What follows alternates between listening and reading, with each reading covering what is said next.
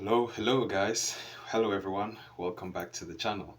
So today we're going to be looking over a GBPUSD short trade idea that I took last week. In this video, we're going to look at just three things. This is a full breakdown video, but in this full breakdown, we're going to look at three things. And these three things are, number one, we're going to start with global macro analysis. Number two, we're going to look at COT data, COT report. And what the COT data or COT report helps us to do is to understand the position of institutional traders in the market. Lastly, we are now going to look at technicals and try to use technicals as a timing mechanism for this trade.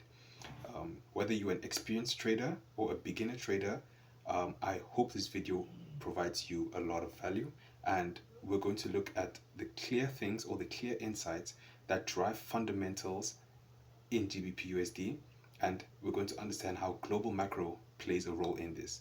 Let's get into it.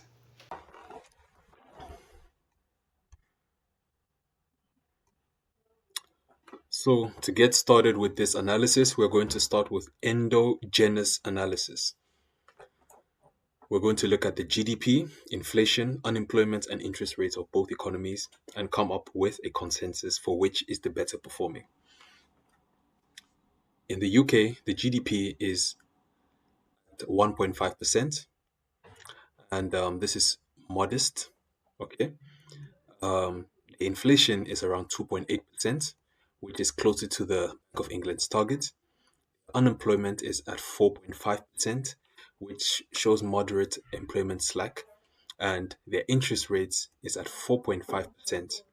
Then there is a case where there might be dovish signals coming from the Bank of England, where they might cut rates at the end of this year. So this will happen on the 27th of December, on a Thursday. And we will, and I'm sure the outcome might be negative, and this will have a negative impact on the GBP. Next, we look at the United States. The GDP growth in the United States is forecasted at 2%, which is higher than that of the United Kingdom's. Inflation in the United States is projected at 3.2%, again higher than that of the United Kingdom's. Unemployment is low, so less people are unemployed, and this figure is less than that of the United Kingdom's. So just on these three metrics alone, the United States is outdoing the United Kingdom.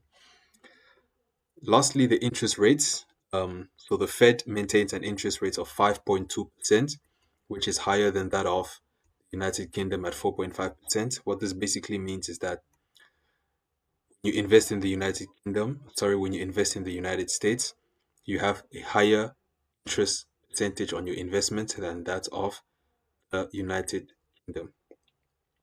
If you tally all of this together between these two nations, we can see that the United States is much more stronger fundamentally. Next, we look at exogenous analysis. The United Kingdom is suffering from adjustments with its trade agreements post Brexit, which is hampering its trade potential. We look at the geopolitical risks. They have some domestic political uncertainty that's going on, and also have some uncertainties in negotiations with other EU states post Brexit.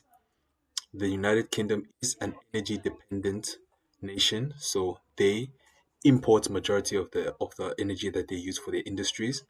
On the other hand, the United States is a global reserve currency, so during times of uncertainty, there's huge capital inflow, and they are also energy independent, and this is largely because they have a large oil reserve.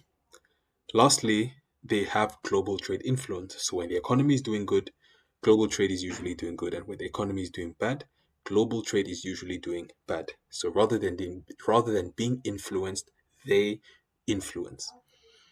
So overall, when we tally these two things, we can see that the United States is much more stronger than the United Kingdom. So the US dollar is stronger than the British pound. So we're going to look at the two charts, and we're going to see this clearly visible in price. And next, we're going to look at the commitment of traders report.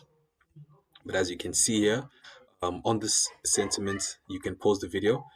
Um, the United States is much more stronger than that of the British pound, and the institutional traders also believe this, and they also hold a similar sentiment. And as you can see, that's why they are net bullish on the US dollar, and they are slightly bearish on the British pound.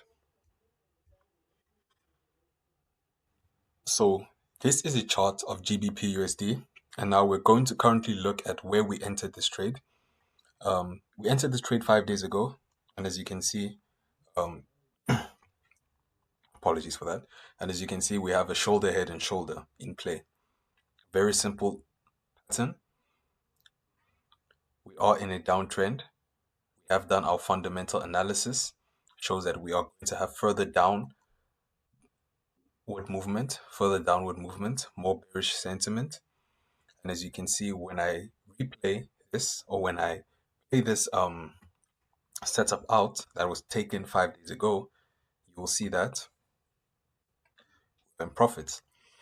So now let's go to the charts and see how we took this trade. Okay, so now we're going to look at the GBP USD chart. Currently now, as you can see from the month of September, we have been going in a downward trend. Basically, since you know that we're in a downward trend since September, the fundamentals have confirmed we're in a downward trend. All we're going to do is look for pullbacks to short. And as you can see here, this was the first pullback after it broke the previous low at a round psychological number at the key level, which is the 1.30250.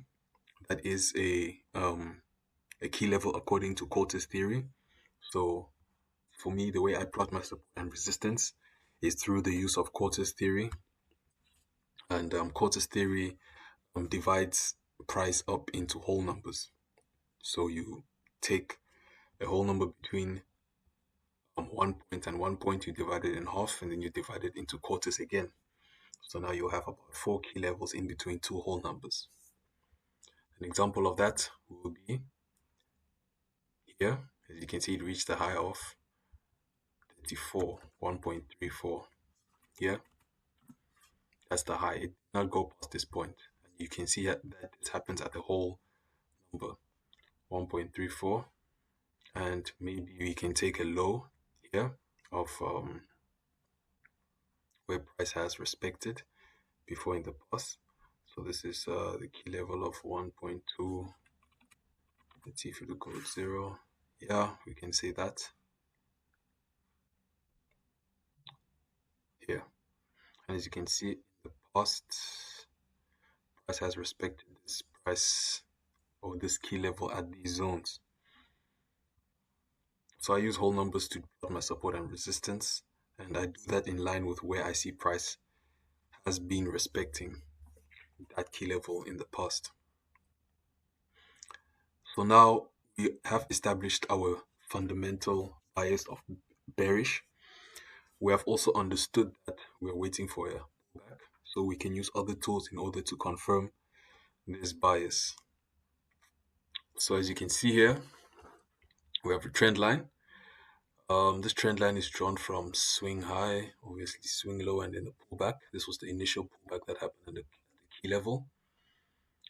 1.22, 1.27750, and as respected that perfectly. Went low, below the previous low, below the previous low, sorry.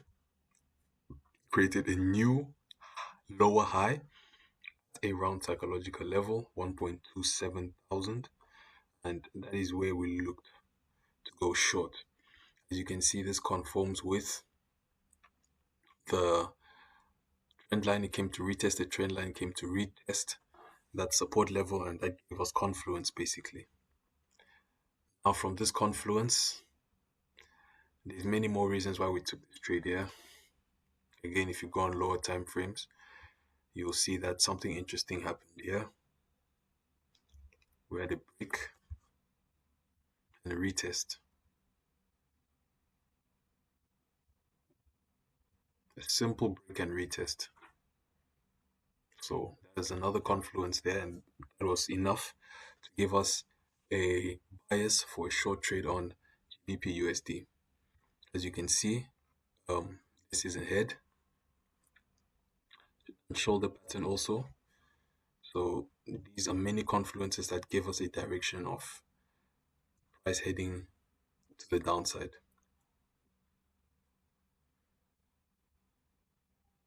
So we have the first shoulder, we have the head, and we have another shoulder.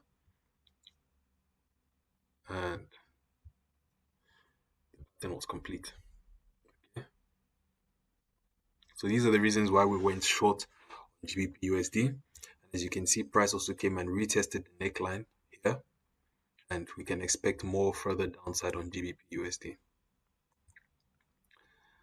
So the reason why we have placed our take profit here is because of Fibonacci. So I use Fibonacci to determine my targets. It's very reliable, and it has been working for me for a very long time.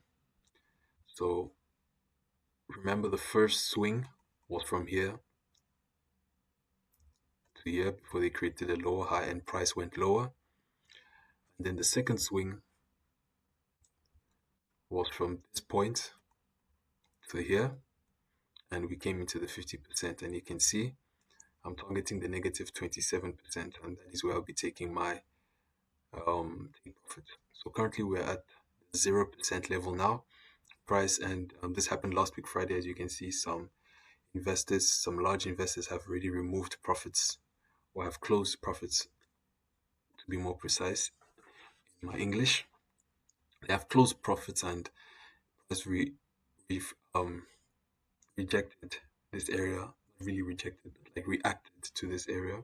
And this is a round psychological area again, 1.25. So you can see that these key levels, these round psychological key levels, are very important to note, because a lot of major moves happen at around psychological key levels.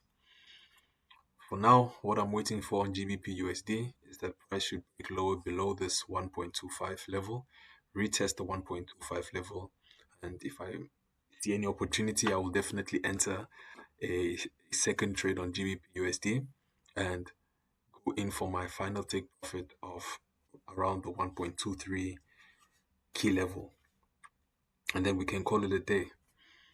This bias of bearish is still active in the markets for GBPUSD, so I will not be looking to change this bias until I see a change in fundamentals on GBPUSD. If the pound becomes much more stronger, they're able to solve their issues with the Brexit trade agreements, they're able to increase their energy independency and not be energy dependent. And also if they're able to properly account for their unemployment and reduce that number, and also while at the same time increase their manufacturing, then I think we might have a turnaround for GBP USD for bullish. But until then, the bias still remains bearish, and so we're only looking for bearish opportunities on GBP USD. So if you guys enjoyed this video, please don't forget to hit the subscribe button, leave a comment down below, and let me know what you think about the outlook of GBP USD. Stay tuned for future videos coming up and future trade analysis, and I hope to see you guys in the next one. Trade safe.